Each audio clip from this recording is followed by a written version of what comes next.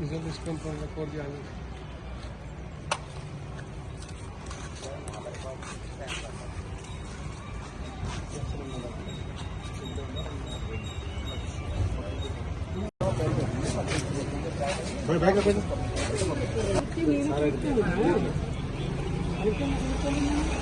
అదే మాట్లాడడానికి ఇష్టపడి అడిగాను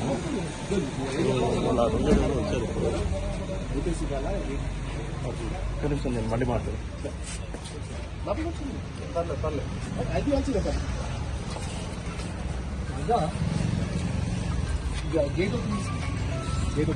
ఇంకోనా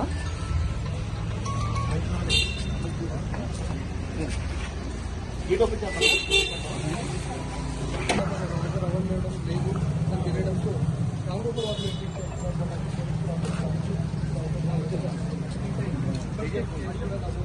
సోషల్ మీడియాలో కంప్లైంట్ మేరకు కేసు కూడా నమోదు చేస్తున్నారు పోలీసులు రామగోపాల్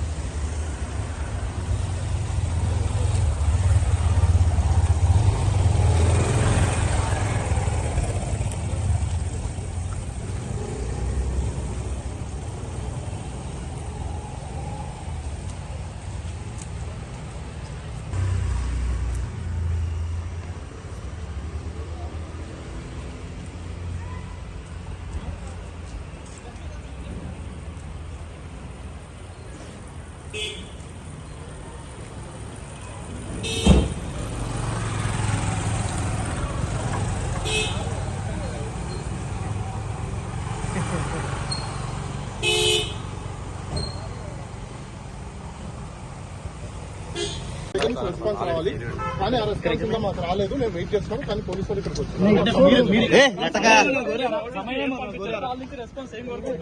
మాకు టైం కావాలి. అలానే ఫిజికల్ గా ప్రెసెన్స్ అవసరం లేదు.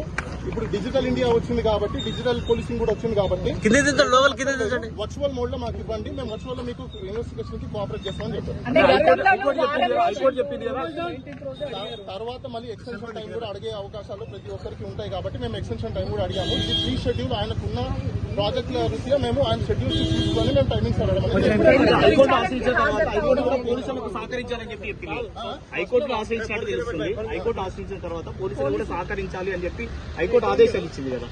హైకోర్టుకు సహకరించాము. హైకోర్టుకి ఆశ్రయిస్తే ఇంకా బెయిల్ అప్లికేషన్ సంబంధించిన రేపు వాదనలు ఉంటాయి. క్వాష్ పిటిషన్ కూడా మేము ఫైల్ చేస్తాము. అది కూడా హీరింగ్ క్వాష్ కొట్టేలేదు. అదే మీకు చాలా మంది తెలియదని క్వాష్ కొట్టలేదు. క్వాష్ కి ఇన్స్ట్రక్షన్స్ కి నోటీస్ కి పంపించింది. వాళ్ళ సైడ్ నుంచి కౌంటర్లు దాఖలా చేయాలి. దాన్ని కొట్టడం అన్నారు. దాన్ని కౌంటర్ వేసిన తర్వాత ఫైనల్ గా హీరింగ్ చేసి అసలు ఈ కేసు నిలబడతాదా లేదా అని చెప్పి తర్వాత చెప్తారు. ఆల్రెడీ వాట్సాప్ లో పంపించారు. వాళ్ళు కూడా యాక్సెప్ట్ చేశారు.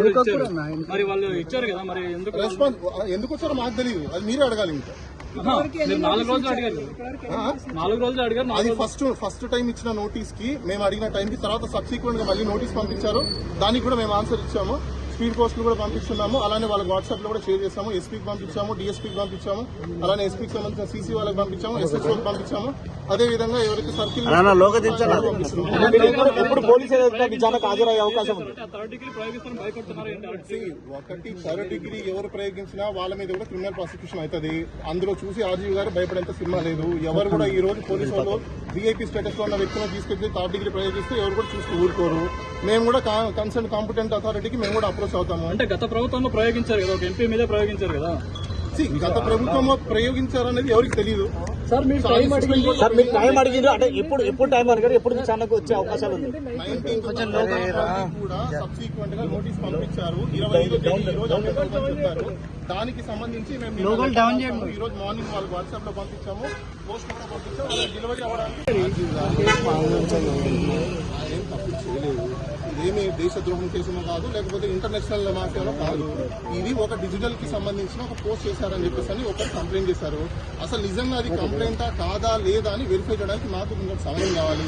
వాళ్ళు కంప్లైంట్ ఇచ్చారు, వాళ్ళు ఎఫ్ఐఆర్ కట్టారు, అది ప్రాసెస్. ఆ ప్రాసెస్ అయిపోయిన తర్వాత నెక్స్ట్ ఏం తీసుకోవాలి ఏంటంటే చూసి మేము కూడా దాని మీద యాక్షన్ తీసుకుంటాం. ఆర్జీ గారి మీద ఒక కేసు కాదు కదా, చాలా కేసులు నమోదయ్యాయి. See, ఒకటి ఇప్పుడు సుప్రీంకోర్టు ఇచ్చిన గైడ్ లైన్స్ ప్రకారం ఏ వ్యక్తి పోలీస్ స్టేషన్కి వెళ్తే అది కంప్లైంట్ ఇచ్చారంటే ఎఫ్ఐఆర్ కట్టడం అనేది వాళ్ళ రెస్పాన్సిబిలిటీ కాబట్టి పోలీసు వాళ్ళు కట్టారు. తర్వాత వాళ్ళు మాకు నోటీస్ ఇచ్చారు, నోటీసుల ప్రకారం మేము కూడా ఫాలో అవుతాం. రూల్ ఆఫ్ లా ఏదైతే ఉందో దాన్ని కంటిన్యూ చేస్తాం. అనేది వచ్చింది, వర్క్స్ అనే ప్రెజెన్స్ అవసరం లేదు.